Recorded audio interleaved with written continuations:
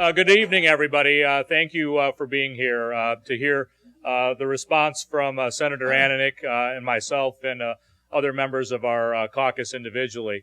I want to thank you for being here. We appreciated the opportunity to hear the governor's speech today. Obviously, there were a number of areas in the speech that we can all agree to. There are things that were broad in principle, and we can see an opportunity to work together. But unfortunately, there weren't a lot of details. And when you don't have a lot of details, you can't say that we can support something.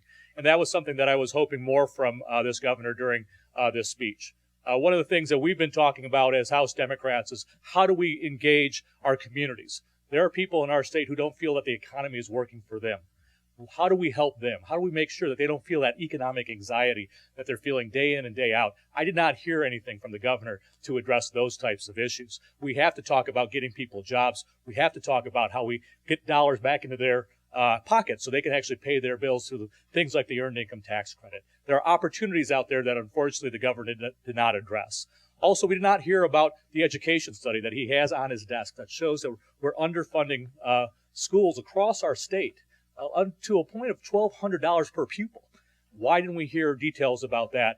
And one of the things that I was most surprised at, that we didn't actually hear about the city of Flint until 30 minutes into his speech, and only talked about some of the short-term things. One of the biggest issues that we're going to grapple with, I believe, this year is how do we deal with the long-term issues facing the young people in Flint, their educational needs as well as their health care needs. That's not a one-year problem or a two-year problem. That's decades worth of opportunities and investment we have to make into individuals, and not to have a long-term plan for that and talk about that was very disappointing.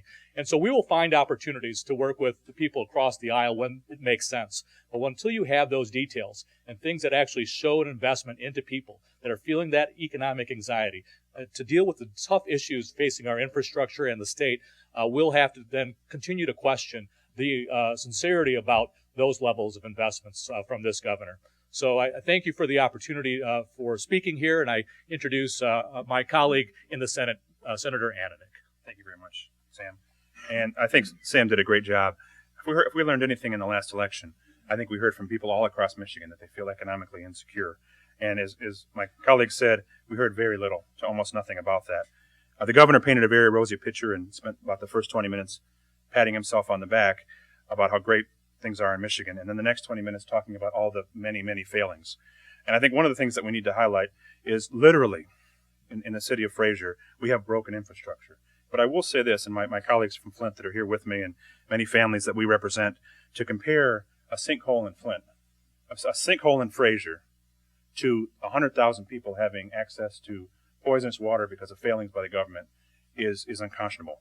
You can reroute people off a street. You can't reroute 100,000 people onto another source of clean water.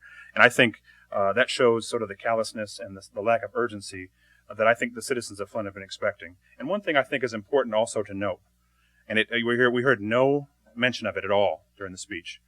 Tens of thousands of people all across the state have had their money stolen from them through no fault of their own. They were in the unemployment system and applying for benefits they've earned, and to have their money stolen from them added 400% interest. 400% interest because the computer system said they were wrong.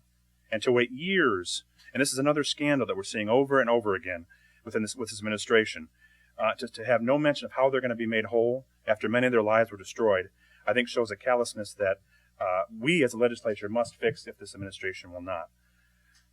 Obviously, I think, as Sam mentioned, there were a lot of proposals, very little detail. And one of the things I think the citizens of my community and the taxpayers all across the state is this governor to lead. And if he's not going to do it, I can tell you, members of my caucus in the Senate and members of my colleagues' caucus in the House, we sure as heck will lead.